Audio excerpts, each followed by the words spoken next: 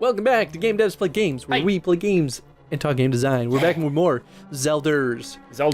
Last we left off, we were halfway through the Ice Temple. We ended on this room, I'm pretty sure. This is a new recording session, so we're a little faint of memory, but I think we still haven't gotten the big key. I don't think we have the big key Which yet. means we don't have the... Oh, I know what the chest item is in here now. I totally forgot that you get the spoiler alert. I forgot that you get the blue mail as the main treasure here. That's worth. Yeah, for some reason I thought that the blue mail was a secret item. And I thought that was the same with the red mail too, thought it but was. we get the red mail from Ganon's tower. That's right. Yeah. I totally thought both of those were secrets. You don't want to go That's not across. right. No. Go to the room up and to the right. Where I was originally. Now that I don't remember it was in there. Yeah. Or no, like not where I was originally, but where I was nearby originally. Right here, you mean? Yeah. Oh, okay. Off to a solid start. How did that happen? You moved up, man. I didn't move that. Okay. All right. You're really good at this game building. I don't know what happened. You're really... Okay, guys. You know what might help you here? The hook shot. Hey, No, but like, I was trying to hit them and they were in front of me.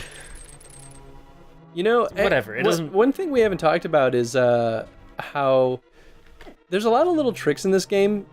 This would have been a perfect example for it too. There's a lot of little tricks to this game to where you can be temporarily invincible. Yeah. So one case is when you do the dash attack, if you hit a wall, when you're bouncing back, you're invincible while you're in mid-air. And that's actually what they want you to do in that room. Right. They want you to dash across the room, trigger all of them, and then you'll just jump over them. Which is really cool. And then another case is, so I think that's a not a bombable wall. We're gonna find it out. You turn down the volume on the TV just a notch because it might get picked up by the mics. But another case is when you're hookshotting across the room. Oh, that's just not fair. You use the hookshot, man. Yeah, but the other way. It's whatever. Get that treasure, yo. Do I use it on this door, We needed though? that. You can use it on that Do I door. use it right here? But there's another door in the other room, though. What's upstairs? A lot of stuff, I guess. Wait, it didn't. I hit the button. I hit the damn button. I don't think it'll work while you're in motion. I think you have to stop. Is that so? I could be wrong, but Really? Here. I also could be right. See, it's not. He can't see me. It's true, you can't. Yeah, there's not a lot of other instances where Link is invincible. I guess there's he's invincible after he gets hit, which allows for some damage boosting. But that's not the most useful thing in this Zelda. Right. Although there is one area that actually is built around damage boosting. It's the path to get the blue rod. No. Yeah, the cane, the red cane. Is it the red cane? It's red cane. Ideally, you're supposed to use the cape to do it. Right. still. But it's actually so. The reason why I actually think it's set up for damage boosting is because when you get to the other side, where the red cane is, there's a bunch of pots, right? So you would think if I use the cape to get here, then those pots will contain magic, so that I can use the red cape on the way back. Not the case. It's filled with hearts, which tells me as a player that they expected me to get damaged on the path here. Gotcha. Which is really interesting to me, right? Because it's not that hard to get the red cape. So, in a way, it actually right here forces... it's helping. Oh, what, the damage boosting? yeah. It did for a little bit. Oh, God.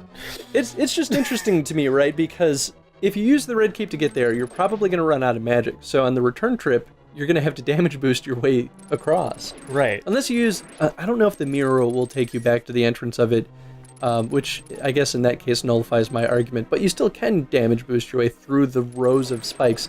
We'll talk about it too when we get over there. Right. There we go. Yeah. I always thought that was interesting. Every now and then in this Zelda, they kind of build some single challenges based off of things that feels like you are using the game's mechanics against itself, but at the same time, those challenges were built with that in mind. So it was like, are you really tricking the game, or are you bending exactly to the game's will? Mm-hmm. I love it. But I guess the point of me bringing it up is, do you think that it's good to make the player invincible during some of those scenarios? I think so, because it can be a little bit forgiving. It's a way to just like give the player just like a chance to like pause and not take any damage for a moment and regain a little bit of structure to themselves. Yeah. Because like when you have that many penguins in the room with the ice, having a bit of damage boost is real nice to not have to deal with them all for like a second. Because if you, god damn it, a really good example I think of where games that don't make the player temporarily invincible can be frustrating. What are you doing? You don't need to do that. Just come here. It's fine. It's but fine. Why? It's could one have picked fairy. up more hearts. It's one fairy. I'm gonna laugh if you need that one fairy for the boss fight. Oh my gosh. Not for this boss fight. You kidding me? A game we played on the show way back fucking heart was oh, come on. The Aquatic Adventure of the Last Human, which is more of a Metroidvania than a Zelda-style game, but there was no invulnerability after you get hit. And it's a game based around boss battles, too. So what would happen a lot of the time is you would get injured, and you'd be swarmed by, like, monster fish, right? And then you would just, like, go from full health to, like, no health. And it would be incredibly frustrating because the game was just penalizing you for failing once. Mm-hmm. And it made it really, really difficult. And that's why I like it in this game. Yeah, I think that's why it's super important in games like this. And I think that was one of the things I complained the most about that game. I still loved that game, but it came up very frequently because we struggled with the bosses. Punishing your player too much is just not cool. No. We can get the boss. The big chest. Yeah, should I go over to the room to the right and use the key? Go to the... Well, I don't know what's in that room to the right. I have 2 keys? You have 2 keys. Shit, You're I have good. 2 keys. We're fine. Oh, it was that this door. Room. Okay, cool. Easy peasy. Oh. Yeah, go to the room to the left, and then... And we'll drop down later. Oh, my... That works. So, do you think, though, that... I mean, I think obviously there's a point, where there's too much invulnerability. Like, if you're invincible for too long after taking damage or something, you know?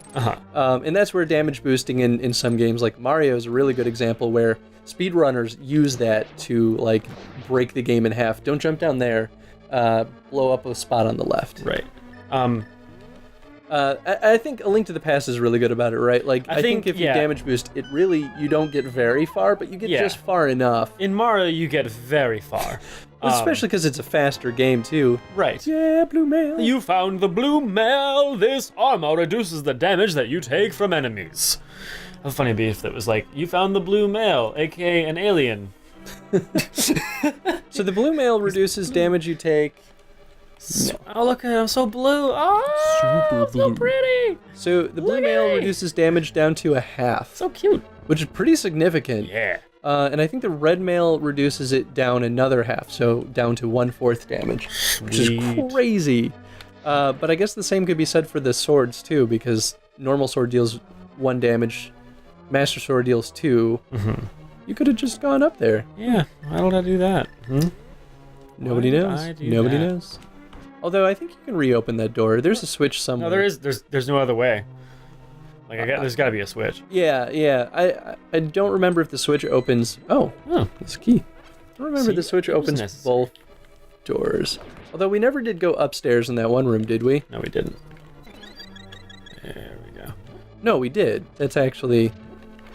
Never mind. We did go upstairs. Yeah, of all the dungeons in this game, aside from Ganon's Tower, this is the one that I think is the most... Oh, there's a way down here, though. Interesting. Yeah, that's what I'm saying. Oh, okay. Should I go that way? Did you hit the switch? Yeah. Should I go down? Want me to go down? Yeah, we haven't gone down there yet. Let's go down.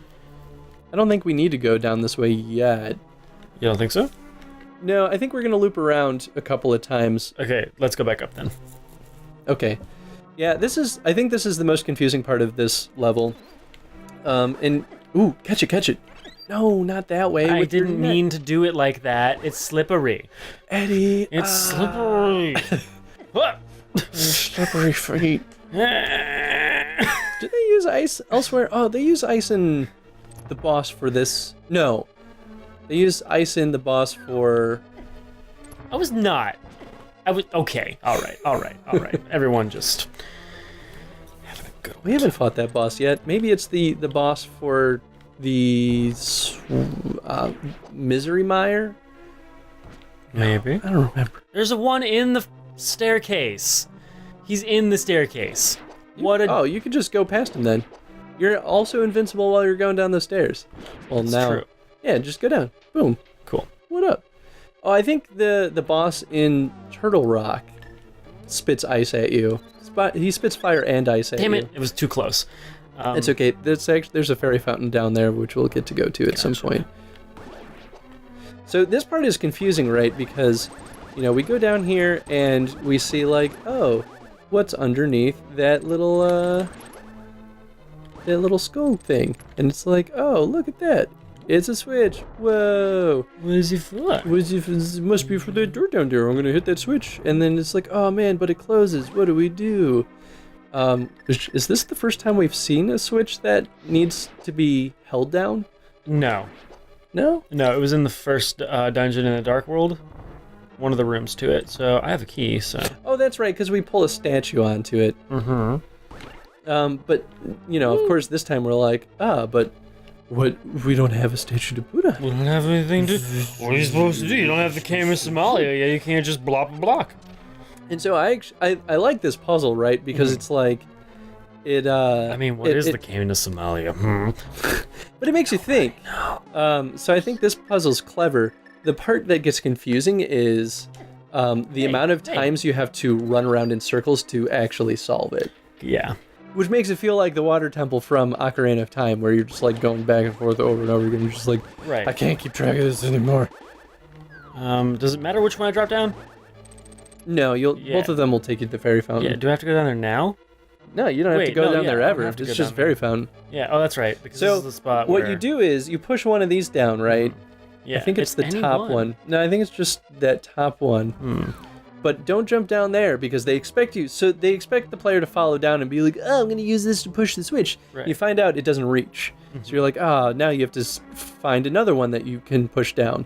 So go back down there. Right. So this is why you need to go in that right room. And then you're going to loop all the way around to get onto the left side. That's right. And the important thing was that you had to hit that switch so that the blue prongs were down and then the red ones were up. So the red ones block you. So it's like, oh, I have to get on the other side. I bet you there's one of the stones I have to push on that side. So if you don't know what you're doing, it feels very tedious. Yeah.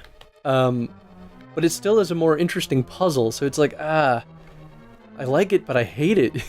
Because it's so time consuming. It's not always very nice to make your player double back around on things, right?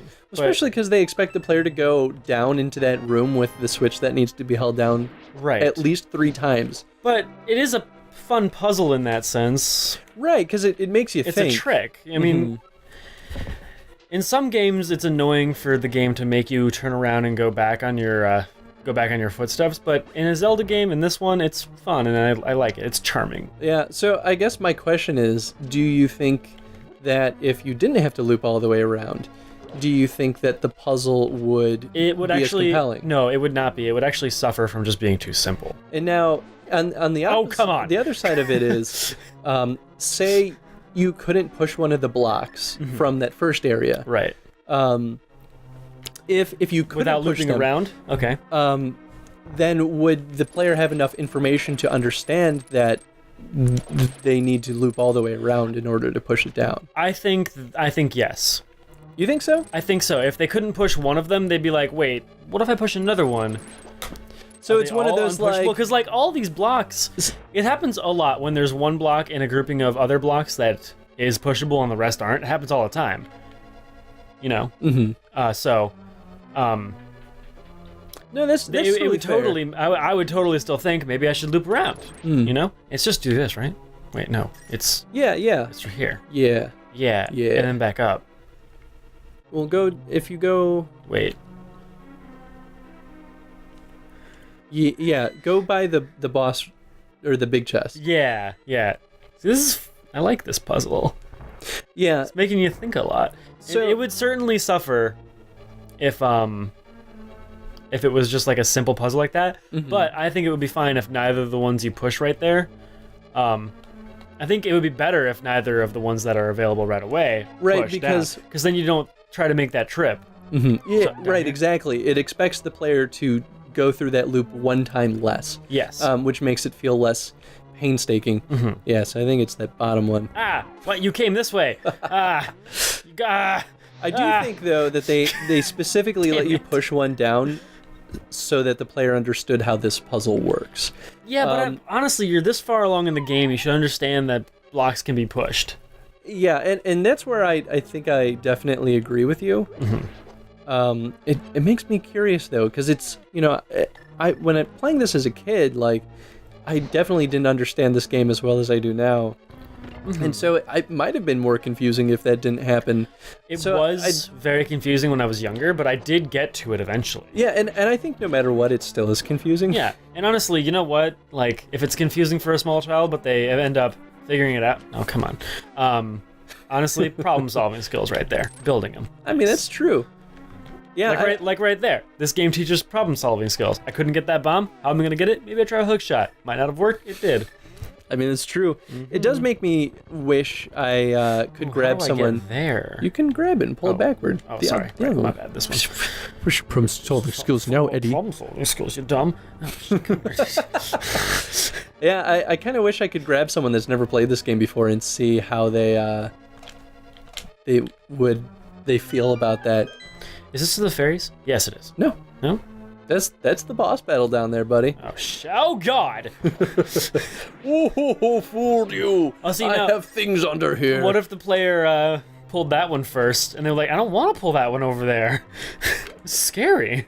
I mean, it's sort of the same kind of conversation of like, well, this is the only way to go, so it must be there must be something in here. That's true. There literally is no other way to go. But then again, also, okay, there's only one point where these tongues actually do anything in this game, and it was right in this temple. I'm sorry, in this temple. There's only one point where they start to do anything, and it's right after getting the blue mail. It's like, how did you know? No, I think there was one point just before the blue mail where they did something. I think we just already did that part. Probably. You ready for this? I think the tongue guys here are a very nice little unlocking mechanism / key. I think it's genius because beautiful. it's cleverly hidden. Yeah, it's like, how would you? It's like, oh, these guys are silly. Oh, I'm gonna. Honestly, you know what? If a player has a sense of humor, which they should, if they're playing a Nintendo game, especially Zelda, like, oh, I'm gonna pull your tongue, and then it unleashes, and like, oh my God. Well, and you know why they work so well too is the player was taught in I think it was Dungeon 4, maybe it was one of the Light World dungeons. Yeah. There were those statues with the eyes, and you shoot the dude with the eye, and it like unlocks a room. Right. These guys basically function under the same principle of it's a statue, but it also could be a switch to unlock something. Indeed. So the player was taught early on that just objects in the environment can be things that unlock. True, and you probably should have learned that from just moving statues in the first place. Honestly. Yeah, that's pretty true. It's kind of fair, right? But still, Zelda does kind of build that expectation, though, that anything could hold a secret. This guy right here, great fucking puzzle. Yeah, and I think it works really well because there's the like iteration of it, right? So we see that mechanic working earlier. So in later dungeons where it's more complicated, the player is more likely to discover it because they already have that mindset. Indeed. To the boss. Dun, dun, dun, dun, dun, dun. Fudge. One of the weirdest starts to a boss. That's not what we want. It's like he's frozen it. Oh God. So this was very frustrating while playing the randomizer because it's very easy to get to this boss without having the half magic. Yeah. And if you don't have the half magic, it takes a full magic meter to melt him.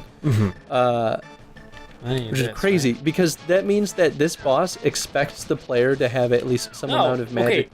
Okay, My controls were not turning the right way. Ooh, looks like you're gonna need that fourth fairy. What the heck? I was changing directions and it was not going the way I told it to.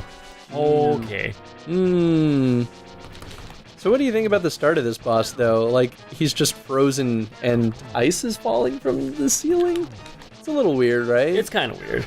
It's definitely one of the least exciting starts to a boss battle. It is definitely one of the least. Although it's kind of fun, right? Because it's like, ooh, you're unleashing the horrors you're gonna have to fight, which is kind of a nice touch. Yeah.